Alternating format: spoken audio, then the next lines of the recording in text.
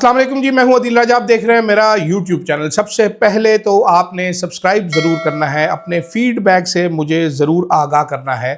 अगर आपको चांस मिले तो मेंबरशिप का ऑप्शन या सुपर थैंक्स का ऑप्शन हो तो वो ज़रूर इस्तेमाल कीजिएगा ताकि आप मेरे इंडिपेंडेंट जर्नलिज्म को सपोर्ट कर सकें।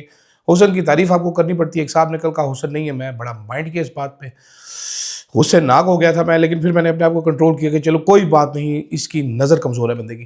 खैर जनाब, बात करेंगे आज, काफ़ी सारी चीज़ें अपन ने रखी हुई हैं।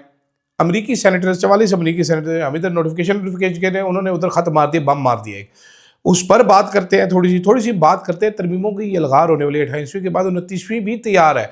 इधर 27वीं का रोला मुक नहीं रहा।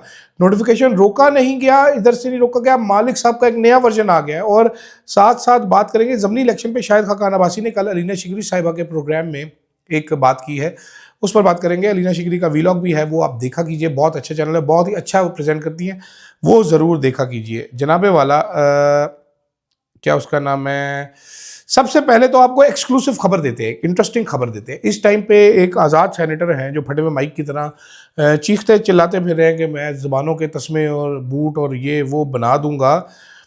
उसके ऊपर बात कर लेते हैं। भाईजान, इमरान खान की एक ट्वीट आई है 2 दिसंबर को। आज है 5 दिसंबर, 5 ही है ना, 24 एक सेकंड में देख लो, 4 दिसंबर, देखा गलत हो रहे, 4 दिसंबर है, 2 दिन हो चुके हैं। तो मैं आपको ये बताना चाहता हूं कि इमरान खान की ट्वीट को किस किस बंदे ने रीट्वीट नहीं किया। कोर कमेटी के मेंबरान में से, इनमें शिबली फराज साहब का तो अकाउंट डिसफंक्शनल है, शुएब शाहीन हॉस्पिटल में, हामिद रजा साहब अरेस्ट हो चुके हैं। 3 ये अलहदा कर लीजिए, ठीक है। ये 3 अलहदा करने के बाद आपको नजर आते हैं कौन कौन से लोग हैं। अच्छा, अब इनमें है साहबजादा महबूब सुल्तान साहब, ये मुझे नहीं पता क्या कर रहे हैं, किधर हैं।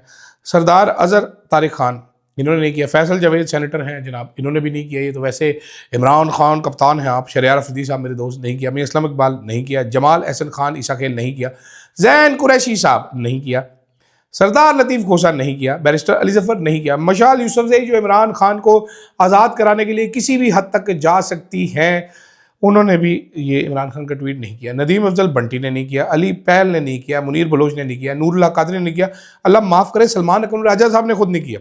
अच्छा, शहराम खान तरकई ने नहीं किया। जुल्फी बुखारी ने नहीं किया। उमैर न्याजी ने नहीं किया। तैमूर झगड़ा ने नहीं किया। वलीद इकबाल ने नहीं किया। जुबैर न्याजी ने नहीं किया। अबू ज़र सलमान न्याजी ने नहीं किया। रऊफ हसन साहब ने नहीं किया। काजी अनवर साहब ने नहीं किया। मोनो सिलाई स्पेन में होते हैं, नहीं किया। मेजर ताहिर सादिक नहीं किया। कवल शोजब सजा हो चुकी अंडरग्राउंड है, नहीं किया। नूरुल हक कुरैशी नहीं किया। हसनैन दरेशक नहीं किया। हमाद अजहर नहीं किया। फिरदौस शमीम नकवी नहीं किया। डॉक्टर अरसलान खालिद, मुझे नहीं मालूम ये कोर कमेटी में है क्यों, लेकिन इन्होंने ट्वीट भी रीट्वीट नहीं किया। Barrister Gohar chairman of the party नहीं किया। बाबर अवान नहीं किया। आजम सवाती सेनेटर नहीं किया। आतिफ खान मर्दान वाले नहीं किया। असद कैसर नहीं किया। आमिर डोगर चीफ विप नहीं किया। सैयद अली बुखारी वकील नहीं किया। शाह फरमान साबिक गवर्नर नहीं किया। और उमर यूब खान नहीं किया। इन सब ने ट्वीट रीट्वीट नहीं किया। जनाबे वाला इमरान खान का अल्लाह के हुक्म से तो मैंने कहा आपको नाम बता दें कि कितने लोग हैं जो नहीं करते। दूसरी तरफ अब आगे चलते हैं, ज़रा ये नाम पढ़ने में 3 मिनट हो, साह चढ़ के मेरी ज़ुबान बाहर लमक गई है। अच्छा जी, 44 यूएस सेनेटर्स ने एक ख़त लिख दिया ट्रांस नेशनल रिप्रेशन के आगे। ये मोहसिन नकवी साहब ने बोंगी मारी थी कि we will not spare you, हम आपको बाहर से लेके आएंगे, तो वो जल्दी आ गया। उन्होंने भाईजान लिखा इसलिए, उन्होंने कहा जी पाकिस्तान की मिलिट्री बैक रजीम जो है ये थ्रेट्स दे रहे हैं, हरासमेंट और retaliation against Pakistan is living overseas including in US, और अमेरिका इसको आउटलुक नहीं कर सकता। ह्यूमन राइट्स कंसर्न क्या, उन्होंने कहा जी harassment, intimidation of journalist, activist, critics, Sohrab Barkat का आप देख लें, अरेस्टेड है। फैमिलीज़ को पाकिस्तान में टारगेट किया जा रहा है, अबडक्शन की जा रही है, मारा जा रहा है इनको। उसके बाद उन्होंने कहा इंडिपेंडेंट जर्नलिज्म सप्रेस्ड है, मीडिया सेंसरशिप है, सोशल मीडिया पोस्ट को क्रिमिनलाइज कर दिया गया, ऑर्डिनरी सिटीजन के भी अरेस्ट होते हैं बिल्कुल। Women, religious minorities and ethnic groups, Baloch वगैरह अंडर इंक्रीज प्रेशर, जी बिल्कुल है। 2024 के election manipulated and planned civilian facade, बिल्कुल है। Militarization of justice, civilians being tried in military court, बिल्कुल है।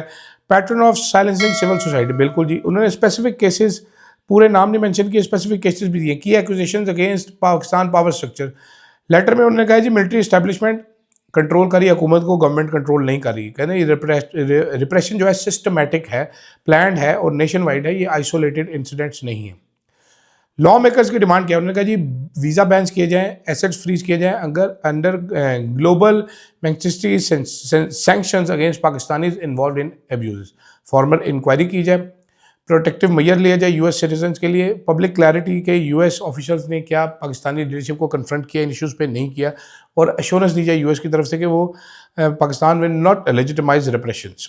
ठीक है, रिटर्न आंसर्स इसमें सेक्रेटरी ऑफ स्टेट के वो मांगे हैं उन्होंने कि 17 दिसंबर तक दिए जाए। क्वेश्चन उन्होंने उठाए, how have any Pakistani officials been sanctioned? If not, why? What more evidence do you need? Will the US apply visa restrictions on US military intelligence officials? How is US protecting Americans targeted by Pakistanis abroad? Did US officials raise concerns during recent high-level meetings with Pakistani leadership? How will US policy ensure democratic norms, civil liberties and rule of law? और काफ़ी सारी चीज़ें। इसके अलावा conclusion ये कि Pakistan is accused of running a sophisticated global military depression network and the US must respond with accountability, transparency and sanctions. हम इधर जनाबे वाला हम लगे हुए हैं अपने कामों में, हम फंसे वजलील हो रहे हैं, इधर हमारा नोटिफिकेशन फंसा हुआ है। उस पर मोहम्मद मालिक साहब ने कहा जी नोटिफिकेशन सिविलियन गवर्नमेंट ने नहीं रोका, ये दूसरी साइड से रोका गया, तैयारियां हो रही। मालिक साहब कहानी में नया ट्विस्ट लेके आए हैं। बेसिकली जो एम्बेरसमेंट हो रही थी मेरे ख्याल है मिलिट्री एस्टैब्लिशमेंट, मालिक साहब ने उनको बचाने के लिए कहा है कि जी रोका ही उन्होंने। हालांकि जो तमाम खबरें अब चल चुकी हैं, मालिक साहब is late to the party. Afsar Alam साहब बाजी ले गए हैं, वो नून लीग का वर्जन पहले डाल के, अब मालिक साहब जो भी सफाई पेश करें, लेकिन अफसार साहब की बात मानी जाएगी। मेरा ख्याल है कि नोटिफिकेशन सिविलियन गवर्नमेंट ने ही रोका हुआ है। राना सनाउल्लाह साहब फरमा रहे हैं कि जनाब देखें पीएम ऑफिस में अगर कोई मसला होता तो वो क्लैरिफिकेशन दे देता, पीएम ऑफिस ने क्लैरिफिकेशन नहीं दी, इसका मतलब सब ओके नोटिफिकेशन हो जाएगा। 28 तारीख को नोटिफिकेशन होना था, अभी तो ये भी नहीं पता कि जब ये नोटिफिकेशन जारी होगा तो ये 28 तारीख से ही होगा या ये रिसेंट 5 दिसंबर, 4 दिसंबर, 3 दिसंबर जब भी होगा। तो इतना गैप कौन एक्सप्लेन करेगा? गैप नहीं हो सकता कमांड स्ट्रक्चर में। दूसरी तरफ हमें डाउट्स बता रहे हैं कि जी वो हेडक्वार्टर की तैयारी हो रही थी, हेडक्वार्टर जेएस हेडक्वार्टर का बोर्ड पेंट करना था, आधे घंटे का काम था, इसमें क्या मसला है? इतने रिसोर्सेज है मिलिट्री के पास, तो फिर क्या इशू है? तो बहरहाल देयर इज सम गड़बड़ which common man like myself cannot understand. हालांकि गौसे नाग सेनेटर वाडा ने कल एक नाक से आग निकाली और एक कान से भी आग निकाली। उन्होंने एक गैर यकीनी गुस्से का मुजाहरा किया, बहुत गुस्से में आ गए। हालांकि राना सनाउल्लाह जैसे बंदे को कहना पड़ा कि वाडा साहब ये अपनी मार रहे, हमारा ऐसा कोई फैसला नहीं कि हम सुहेल अफरीदी को मिलने नहीं देंगे। आज सारी नज़रें सुहेल अफरीदी पर होंगी, वो क्या करते हैं। एनएफसी मीटिंग में क्या करते हैं, जिसमें सुना है कि शहबाज शरीफ साहब नहीं बैठेंगे, इसहाक साहब बैठेंगे, और ये इसहाक नहीं सॉरी और ही भाई बैठेंगे, औरंगजेब साहब।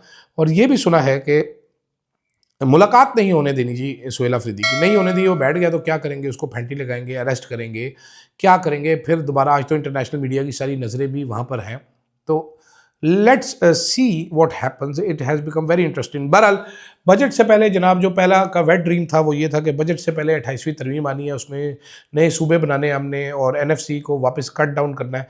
आई एक्चुअली बिलीव कि नए सूबे बनने चाहिए। आई ऑल्सो एक्चुअली बिलीव कि एनएफसी को रिविजिट होना चाहिए।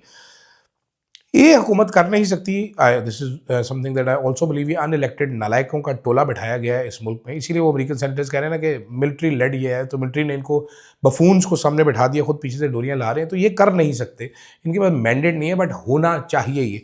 तो अब देखते हैं इस पर पीपल्स पार्टी मरसू सिंध ना देसूँ क्या करती है, क्योंकि केपीके वाले मेरा ख्याल है आप सूबे नहीं बनाएंगे वो राज़ी हैं। पंजाब वालों को भी राज़ी होना चाहिए, मतलब सूबा पठवार बन जाए, मुझे इससे बेहतर क्या चाहिए।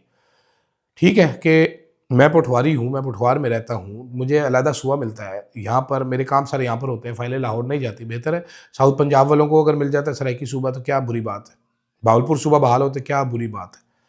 पंजाब के तो 5-6 सूबे बनने चाहिए, 12 करोड़ का सूबा अनगवर्नेबल है। इन एनी केस छोटे यूनिट्स बनाएंगे ज़्यादा बेहतर चल सकेगा। ये डिबेट खैर लंबी डिबेट है, इस पर आगे जाके बात कर लेंगे, लेकिन फिलहाल तो बड़े फड्डे बड़े पड़े हुए हैं जनाबे वाला।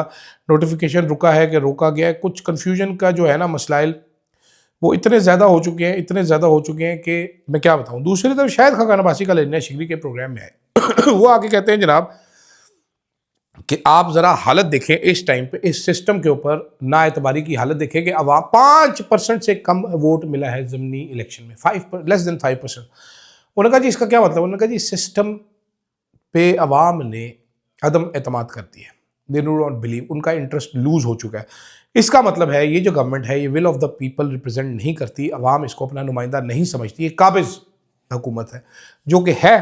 तो जब ऐसी हुकूमतें होती हैं, अवाम का इंटरेस्ट लूज़ होता है, फिर अवाम को दिन दिहाड़े रोज़ाना लाइनों में लग के छितर मारे जाते हैं, तो एक दिन कोई एक गैरतमंद आदमी उठता है, वो रजिस्ट करता है, उसको मार दिया जाता है, वहाँ से तहरीकें जन्म लेती हैं। तो पाकिस्तान में भी इंतज़ार शायद ऐसे ही हो रहा है। कराची में आपने सुना होगा कि एक डाकू को पकड़ के उसने गोली मारी, तो शहरियों ने पकड़ के आग लगा दी कि पुलिस ने कुछ करने नहीं, उसको खंभे से बांध के पहले कुटा, फिर उसको आग लगा दी गई।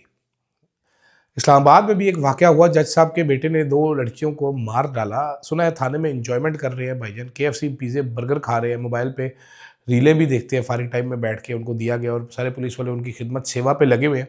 ऐसे मुआशरे हों तो वहाँ पर फिर काफ़ी सारे लोगों को कुर्बानी देनी पड़ती है, अपनी जानें गंवानी पड़ती हैं, तब जाके ही आज़ादी मिलती है। जो इमरान खान कहते हैं हकीकी आज़ादी, तो हकीकी आज़ादी का सफ़र मेरा ख्याल है पाकिस्तान का भी काफ़ी दूर है। अभी हम एंजॉय करते हैं 28वीं तरमीम, उसके बाद हम एंजॉय करते हैं 29वीं तरमीम, 30वीं भी आ जाए तो ठीक है। और जो मियाँ साहब ने साफ़ सुथरे पानी में नोटिफिकेशन वाले में हाथ डाल के ऐसे ऐसे गंद किया, उसकी गंद बैठने का इंतज़ार करते हैं, पता चलेगा कि हो क्या रहा है। फ़िलहाल सूरत हाल कुछ ठीक नहीं है। मुझे दीजिएगा इजाज़त। अल्लाह हाफ़िज़।